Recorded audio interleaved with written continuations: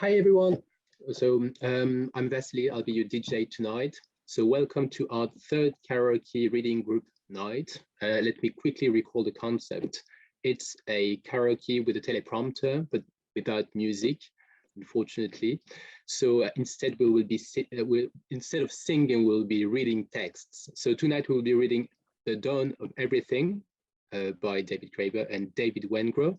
Tonight's karaoke reading group is sort of a festive finally to mark the end of the 12 reading group sessions facilitated by Steve, also in the same book. And the lineup for tonight is in the chat box. I put you in order based on the chronological position of your chosen text in the book. So it's going to be Steve, Simona, Nika, and Mark, and if we have a little bit of time at the end, I might also read something. So without further delay, I'll give way to our foremost of the day. I think, Steve, now it's the right time to put your background back. Would you like to say something first about the text, or I need to recall that you can do that either now or at the end, or not at all. It's really up to you. I'll just start with the reading, and then we can go from there. So as it says on the screen, this is from chapter 1, and it has to do with simplification. Okay, yeah, go ahead and let's get this party started. One gets the sense that indigenous life was, to put it very crudely, just a lot more interesting than life in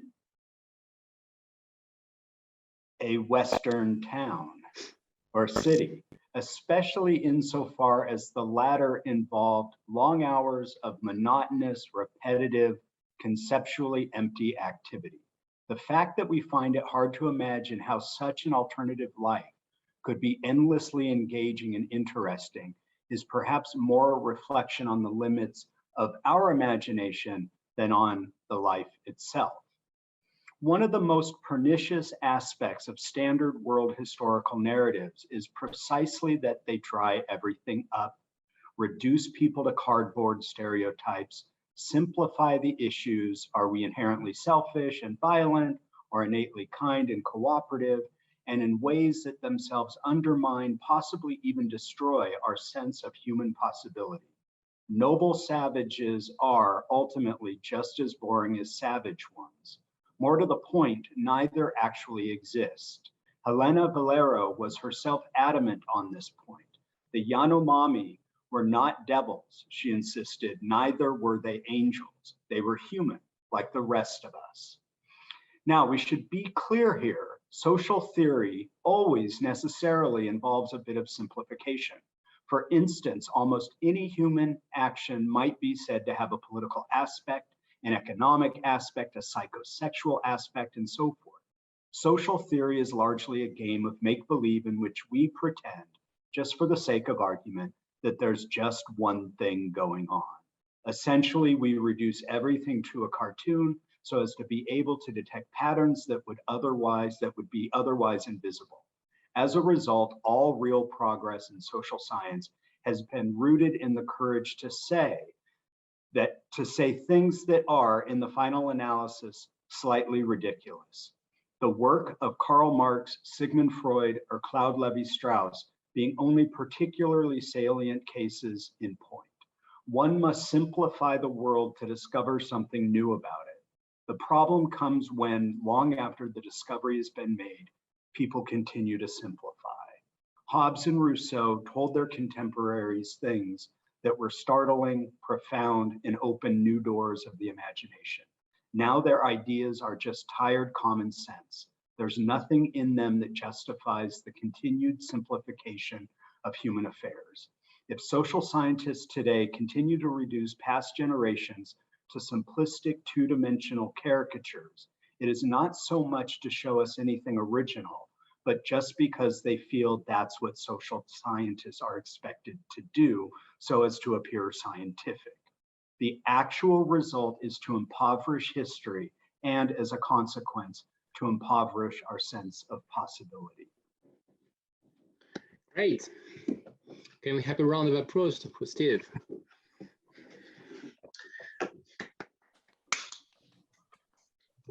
So thank you, Steve. Would you like to say something about the text that you've just read? Sure, yeah. As a social scientist, a trained social scientist, I can certainly confess that I was reduced to nothing but a social scientist. And I absolutely lost sense of all that is ridiculous. And I don't want that ever to happen again. Ever.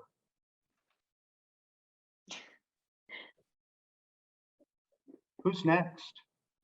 Any comments? I mean, we can have a small debate about it, or we don't have to, but like, sorry, I also, yeah, I want to say big thank you to Stephen, because it was like real journey, 12 reading groups during such a long time. It's like an enormous effort, and so just for me it was like unbelievable experience. Thank you. Thank you. That means a lot to me. I actually only, I don't know, probably last week or week before last, fully like reflected on it and kind of shared out with colleagues the reading group. And I don't know if anyone remembers, but I think it was session 1 where I said, because I hadn't finished the book, I didn't do like Simona and read the conclusion at the start. I waited till like chapter 6 and then got so like I need to just jump to the end. But when I started on day 1, I remember saying, I'm not sure I'm convinced by his argument about all of social science being rooted in a Hobbesian or Rousseauian idea. And it's been really amazing the last 2 weeks because I've been teaching it to my students. And the structural inversions are totally sound. And so I'm absolutely convinced of the argument, and I've become really kind of evangelical about it, that piecing this together with the critical realism presentation from a few weeks ago, the ontology is problematic when it's rooted in a fixed notion of being, that really, if you think of everything as becoming, then you're able to see it as human life as a spectrum rather than these just inversions that play out in one form of another. And so I've been able to, with my own students, kind of work out for them. They throw out a philosophy and it can be graphed up here. And so they're even kind of seeing how this is accurate. So it's, I love my hair. So it's been fun. So like, it has been so transformative for me. It's been, Nika, a real like honor to be able to read with you David's last book. I mean, it's such a privilege and an honor. So, and for everyone who, I can't believe that people continued to show up. So, yeah, so thank you, everyone. Please share with us this this amazing graphs that we see. Maybe we can have a like, can we have a little description? It sounds so fascinating. Oh my God. Okay, maybe not now. I'm sorry, Vasily. I'm taking over. So no, that's fine. What we can see on the becoming is care and freedom. That's right, Stephen. We can't see everything clearly, but that sounds really interesting. Yes, send us a picture of that, please. All right, thank you. So yeah, our next performer is Simona. Simona, are you ready? Yeah, I also would like to comment on Stephen's text. You know, I am a philosopher, so I tend to start from theory and then check it against experience. And I know this is a flow, but this is the way I work, and I strive to do the contrary. And but on principle, to me, it is something I was already aware of, that to understand reality, we have to make cartoons. And the problem is when you forget that you are cutting cartoons out of the background, and forget about the complexity of the whole. Do you know the history of the 11 Indian wise people? Wise people. I don't know how to say it. An Indian emperor summoned 11 blind wise people from all over the world, people who didn't know what an elephant is, and he put them in a room, asking to describe what was there, and each of them described a part of the elephant as if it was the whole. So one said it's a strong tower because it was touching the leg. One said it's a cord because he was touching the tail, and so on. And that's us. And the important thing is not to forget that there is an elephant down there, and that we need also to communicate, because if the 11 sages had confronted their what they were touching, maybe they would have had a better image of the whole. So if I can put the full screen, okay, I can start my reading. That is quite connected with what Stephen read. Oh, I can start.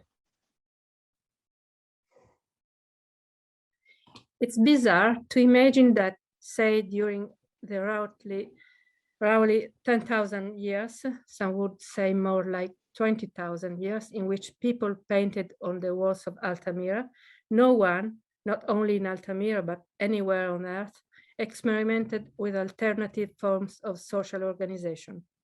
What's the chance of that? Second of all, it's not the capacity to experiment with different forms of social organization itself a quintessential part of what makes us human. That is, beings with the capacity for self-creation, even freedom. The ultimate question of human history, as we'll see, is not our equal access to material resources, land, calories, means of production. Much through these things are obviously important, but our equal capacity to contribute to the decisions about how to live together. Of course, to exercise that capacity implies that there should be something meaningful to decide in the first place. If, as many are suggesting, our species' future now hinges on our capacity to create something different, say a system in which wealth cannot be freely transformed into power, or where some people are not told their needs are unimportant or that their lives have no intrinsic worth, then what ultimately matters is whether we can rediscover the freedoms that make us human in the first place. As long ago as 1936, the prehistorian Gordon Childe wrote a book called Man Makes Himself. Apart from the sexist language, this is the spirit we wish to invoke. We are projects of collective self-creation. What if we approached human history that way? What if we treat people from the beginning as imaginative, intelligent, playful creatures who deserve to be understood as such? What if, instead of telling a story about how our species fell from some idyllic state of equality, we ask how we came to be trapped in such tight conceptual shackles that we can no longer even imagine the possibility of reinventing ourselves? For most of history, the zone of ritual play constituted both a scientific laboratory and, for any given society, a repertory of knowledge and techniques which might or might not be applied to pragmatic problems. Time and again in human history, that zone of ritual play has also acted as a site of social experimentation, even in some ways as an encyclopedia of social possibilities. To say that for most human history, the ritual year served as a kind of compendium of social possibilities, as it did in the European Middle Ages, for instance, when hierarchical pageants alternated with rambunctious carnivals, doesn't really do the matter justice. This is because festivals are already seen as extraordinary, somewhat unreal, or at the very least, as departures from the everyday order. Whereas, in fact, the evidence we have from Paleolithic times onwards suggests that many, perhaps even most people, did not merely imagine or enact different social orders at different times of year, but actually lived in them for extended periods of time. The contrast with our present situation could not be more stark. Nowadays, most of us find it increasingly difficult even to picture what an alternative economic or social order would be like. Our distant ancestors seem, by contrast, to have moved regularly back and forth between them. If something did go terribly wrong in human history, and given the current state of affairs of the world, it's hard to deny something did, then perhaps it began to go wrong precisely when people started losing that freedom to imagine and enact other forms of social existence, to such a degree that some now feel this particular type of freedom hardly even existed or was barely exercised for the greater part of human history. Even those few anthropologists, such as Pierre Clastres and later Christopher Böhm, who argue that humans were always able to imagine alternative social possibilities, conclude, rather oddly, that for roughly 95% of our species' history, those same humans recoiled in horror from all possible social worlds but one, the small-scale society of equals. Our only dreams were nightmares, terrible visions of hierarchy, domination, and the state.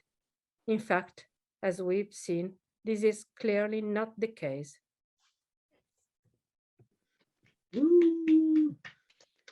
Okay, a round of applause for Simona. And any questions, any comments about that? Simona, do you want to say something about the text you just read? So just for your information, it is a big jump from the beginning of the book to the very end of the book. Yeah, the first two paragraphs were from the first chapter, and the last one was from the conclusion. But I think they are strongly connected insofar both of them talk about how did we get stuck. That is one of the main themes of the book, and how this being stuck is about not being able to imagine and experiment with different forms of social organization, and the role of play of ritual play in it.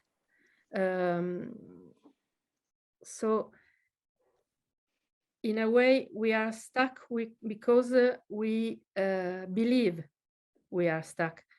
We believe there is no alternative. We believe we cannot see alternatives, other possibilities, because we never experienced them.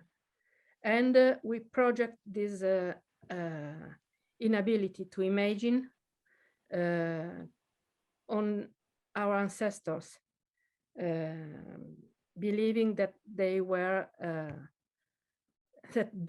stuck when it's us who are and who are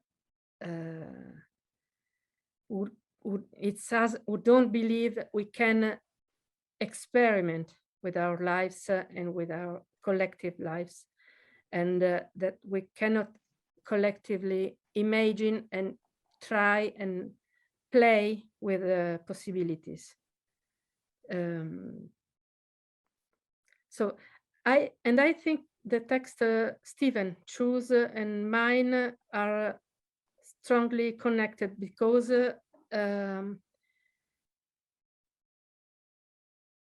what we are stuck in is a cartoon of what our ancestors were, and of we are, what we are also. Our imagination of human life, human nature is closed in the borders of what we consider scientific. I wanted to add some lines from how social sciences is not able to explain why do we dance. I love this passage, but it would have become too long. But I think this is for me, this is the core of the book, and also of what is important for me in David's message. Thank you, Simona. Any comments?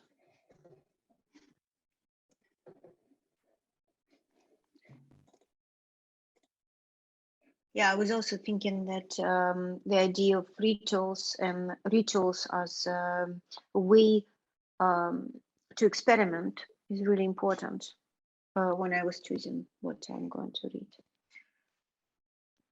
So thank you, Simona, for that piece. Well, that's actually a really good transition. Do you want to do your text, Nika? Yeah. Unless we have any other comments, any questions, Simona. Okay, Nika. Maybe I'll get back to you as quickly as possible. Here we go. Wait, I just want to. I want to excuse myself for my accent in English, and I might make some mistakes. In any case, so I'm starting. The role of warfare warrants further discussion here, because violence is often the roads by which forms of play takes on more permanent features. For example, the kingdoms of the Natchez of Shilluk might have been largely theatrical affairs, their rules unable to issue orders that would be obeyed even a mile or two away. But if someone was arbitrarily killed as part of the theatrical display, that person remained definitely dead even after the performance was over. It's an almost absurdly obvious point to make, but it matters. Play kings cease to be play kings precisely when they start killing people, which perhaps also help to explain the excesses of ritually sanctioned violence that so often ensued during transitions from one state to the other. The same is true of warfare.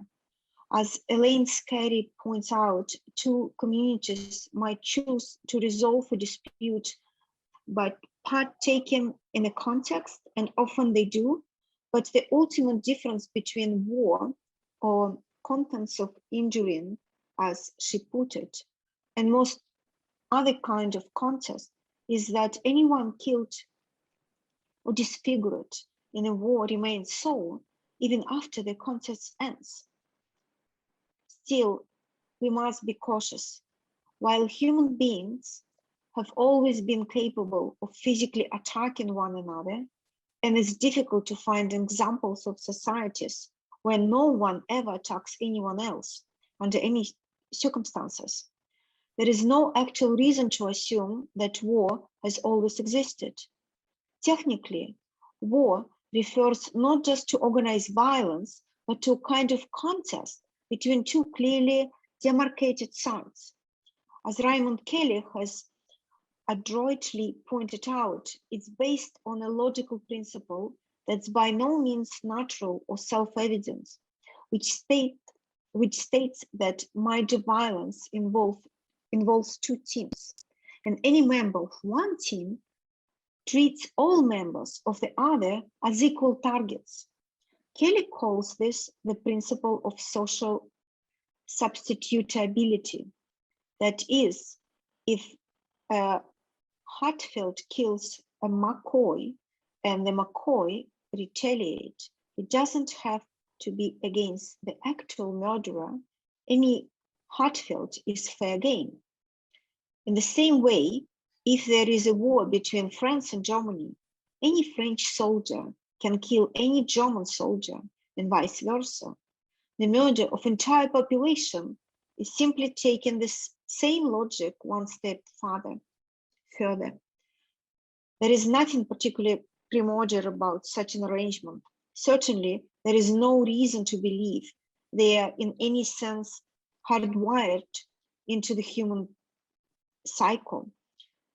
On the contrary, it's almost invariably necessary to employ some combination of ritual, drugs, and psychological techniques to convince people, even adolescent males, to kill and injure each other in such a systematic yet indiscriminate ways. It would seem that for most of human history, no one saw much reason to do such things, or if they did, it was rare. Systematic studies of the Paleolithic's record offer little evidence of warfare in the specific sense.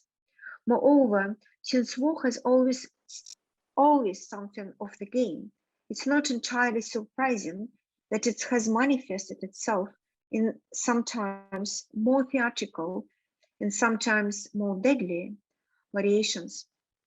Ethnography provides plenty of examples of what could best be described as play war, either with non-deadly weapons or, more often, battles involve thousands on each side, where the number of casualties after the days of fighting amount to perhaps 2 or 3. Even in Homeric-style warfare, most participants were basically there as an audience, while individual heroes taunted, dreaded, and occasionally threw javelins or shot arrows at one another, or engaged in duels. At the other extreme, as we have seen, there is an increasing amount of archaeological evidence for outright massacres, such as those that took place among Neolithic village dwellers in Central Europe after the end of the last ice age. Thank you, Nika.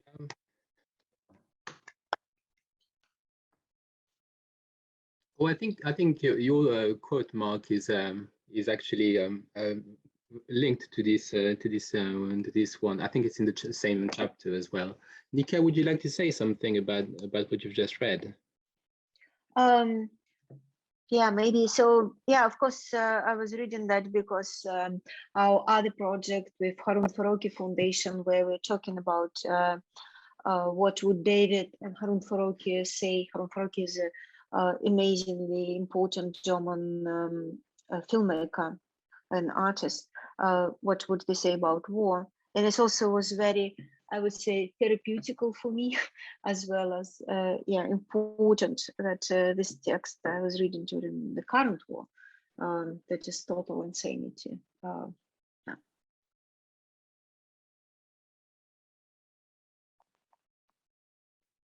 So you were saying, Nika, that David was actually working, had a project on war. Would you be able to tell us a little bit more about that?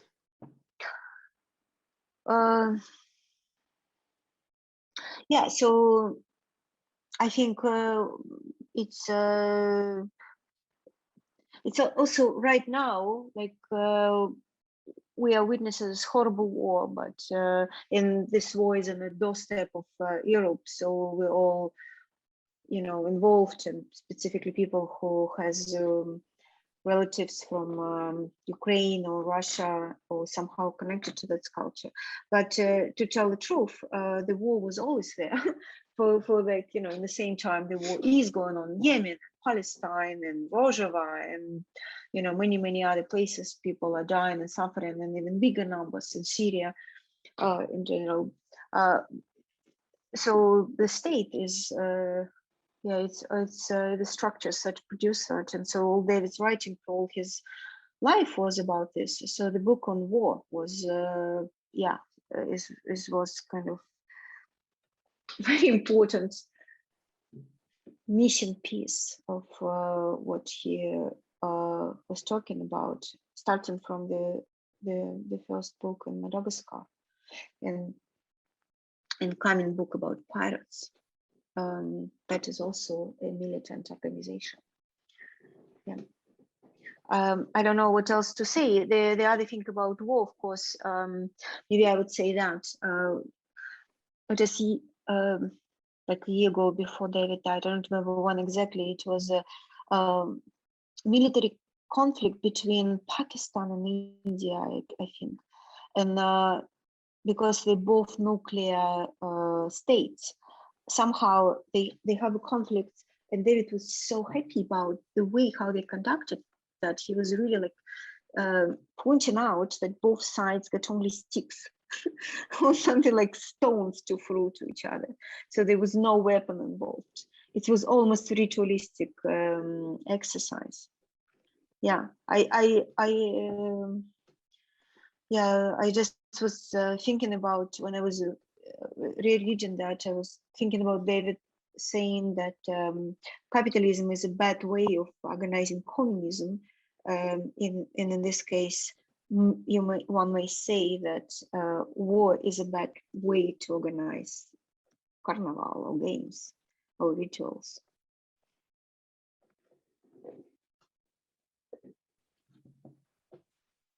Okay, thank you, Nika.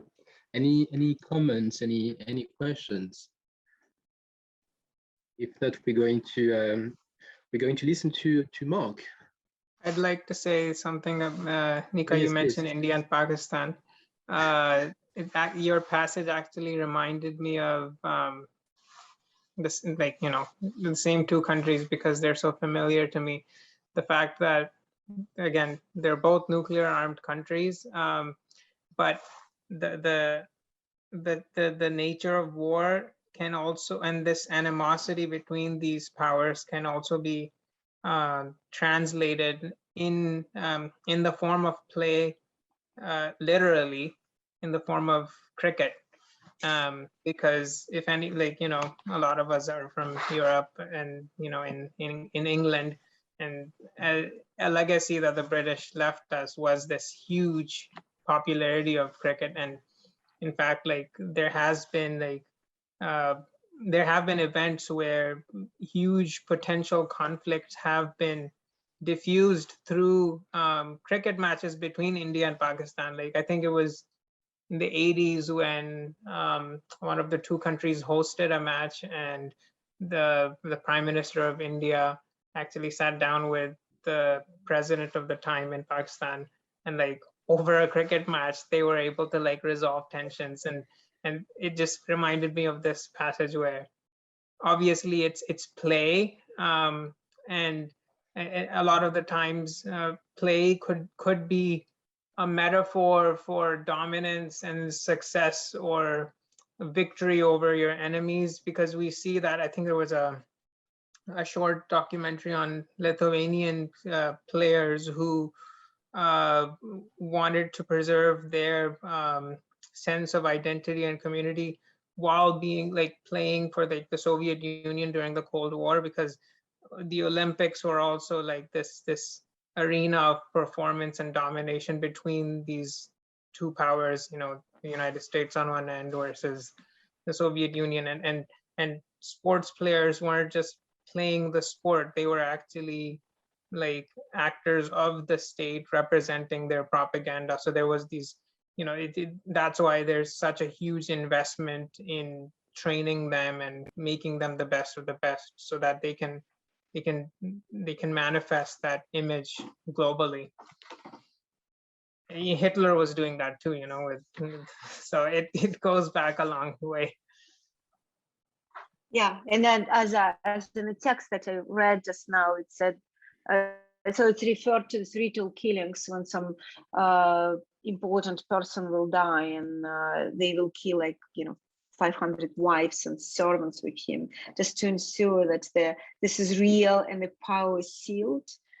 So it looks like in order to prevent the war and to turn it into play, we can actually describe and develop some tools and some rules that will make sure that we never cross this line when the games slip into the real war, and then it's no way out because that people is staying dead. Well, let's turn now to another example. I think Native Americans before the settlers arrived used to compete in play wars, as they were called in the last quote. So yeah, here's Mark's quote. Are you ready, Mark? Sure, Vasily. All right. Okay. Whenever you're ready. Okay, go ahead.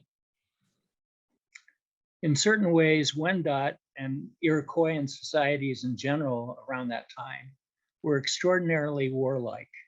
There appear to have been bloody rivalries fought out in many northern parts of the eastern woodlands, even before European settlers began supplying indigenous factions with muskets, resulting in the Beaver Wars. The early Jesuits were often appalled by what they saw, but they also noted that the ostensible reasons for wars were entirely different from those they were used to.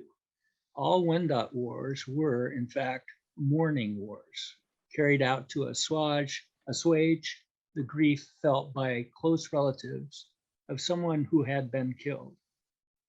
Typically, a war party would strike against traditional enemies, bringing back a few scalps and a small number of prisoners.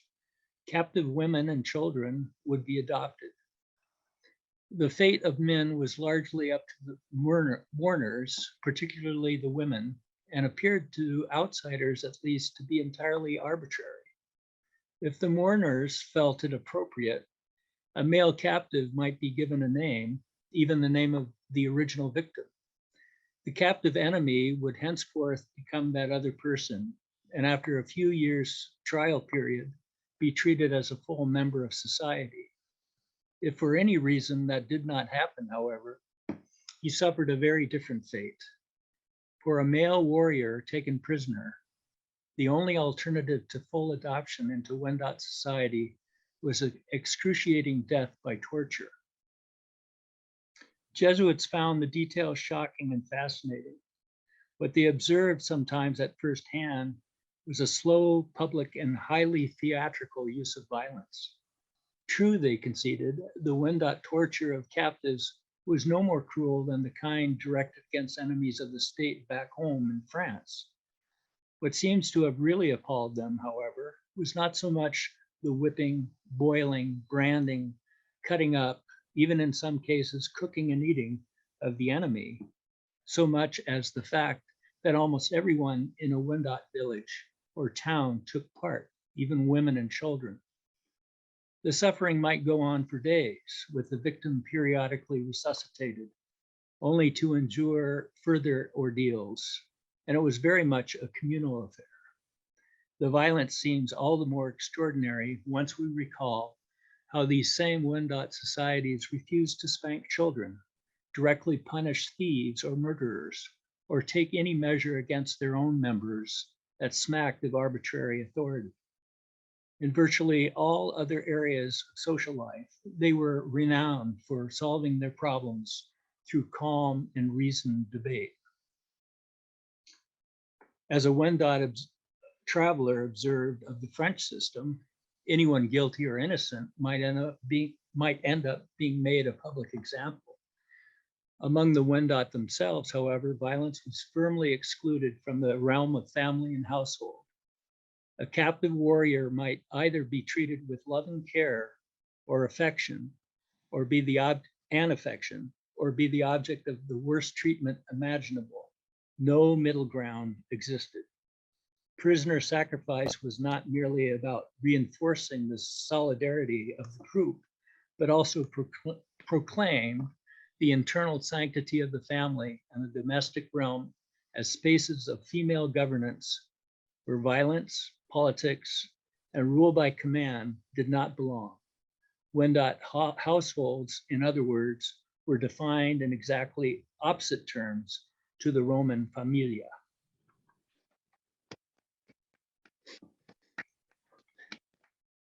Thank you, Mark. Thank you. So, Mark, do you want to say something about this text? Which is actually my mistake. Actually, they were not really playing at all, even before the settlers came. Well, I think there were games in the chapter before, and then also Hasan reminded me of the Amerindians also had those competitive games.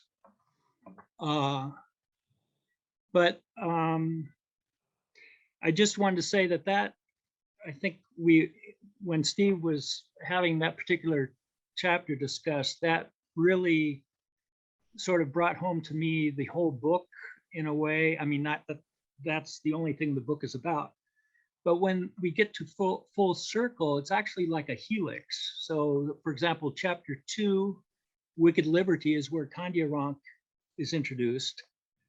Chapter 9, I'm just indicating some of the passages hiding in plain sight. We're talking about Teotihuacan, so the egalitarian revolt, and then possibly violence within the ethnic groups there. Chapter 11, Full Circle, the Osage Nation developing very complicated rituals to contain violence or hierarchical uprising like Karaoke again. And then here we come back again to the background of Kandiaronk, which to me is just, after the entire book of examples, it's more like a helix as opposed to, we've developed all this background and we can't help but feel that there's so much that we can do, that we can be creative about. And this mystery about how they contain the violence this way, to me, still remains somewhat of a mystery. I don't know, and sometimes there are interpretations between, the European descendants and the indigenous people about what these various things mean. So it's just very inspiring.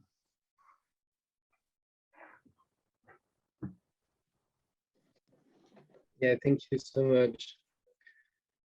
Yeah, talking about Iroquois, David Graeber in his value book has a chapter about them, and it's a chapter about what he call, I think, dream economies. That might be a good reading for us. maybe sometime in the future. Any comments? Any questions about this passage? So if you don't have any other comments, I think well, Hasan, you're next in the lineup, and you'll be our last performer tonight. Sounds good. Okay, I'm just going to. Yeah, do you like the color? I can change it.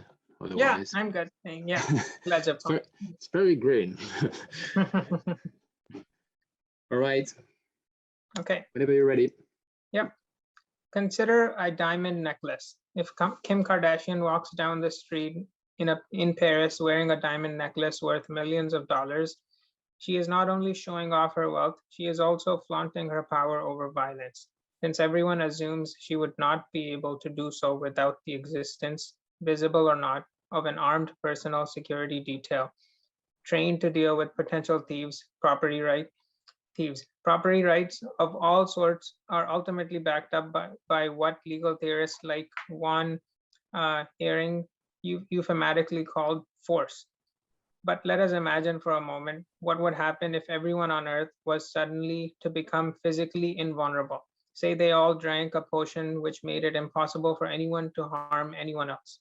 Could Kim Kardashian still maintain exclusive rights over her jewelry? Well, perhaps not if she sewed it off regularly, since someone would presumably snatch it.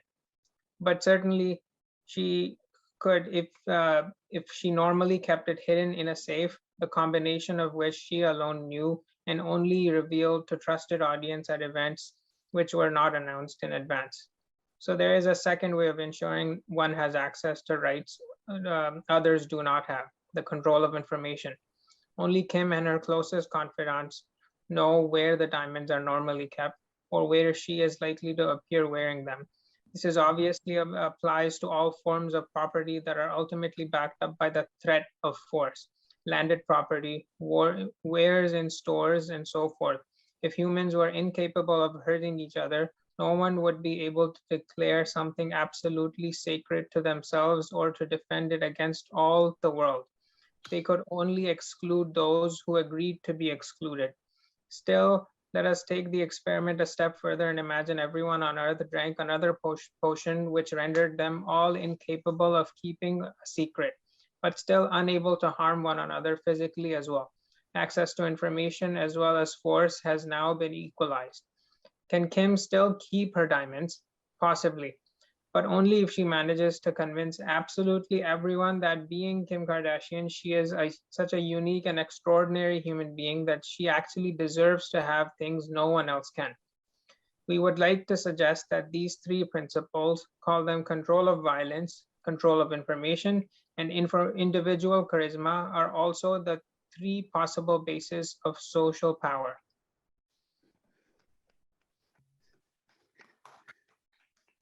Thank you, Hasan, and thank you for like jumping in as a performer. Yeah, I mean, so I guess I chose this thing, so I have to say something about that. But it is just to remind us that you can actually write a very serious book and being so clear. And just to say that yeah, Kim Kardashian is indeed extraordinary.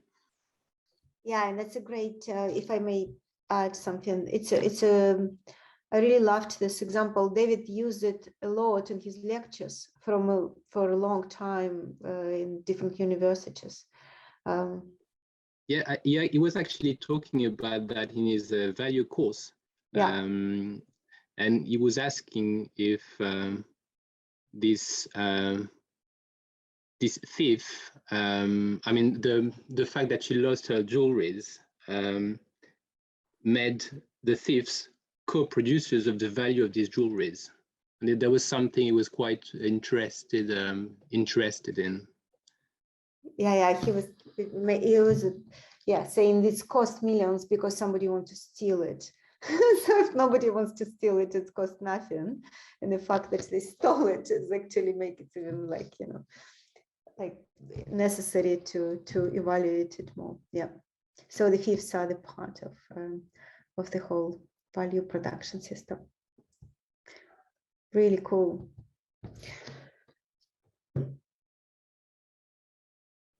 It makes me think of current government. Like there's obviously, you know, the threat of force with, you know, investments in high tech military weapons and everything. But there's also the bureaucracy. He talks about, you know, control of information is what bureaucracy essentially is. But I think a lot of it has been disrupted with the internet. Like obviously there's the access to social media and alternative channels of information, and that has definitely weakened the monopoly on not only just statistics on things, but also narratives on what values the state can distribute and broadcast on people. Now people can like switch on a channel that they tend to agree with, or channels that reflect the sentiments they have towards certain policies, or you know, the groups that they want to identify with. So the state still has hard power, but the soft power seems to have lost its credibility or currency to some extent. That's why we see populism and this reactionary wave that kind of is fairly common across the world now, like in Europe and North America and a lot of Middle Eastern countries too. So that kind of power is switching, and it plays into the third one, which is the charisma part, where charismatic leaders are able to harness this altered knowledge and media landscape to their benefit if they're able to construct narratives that are able to gain popularity.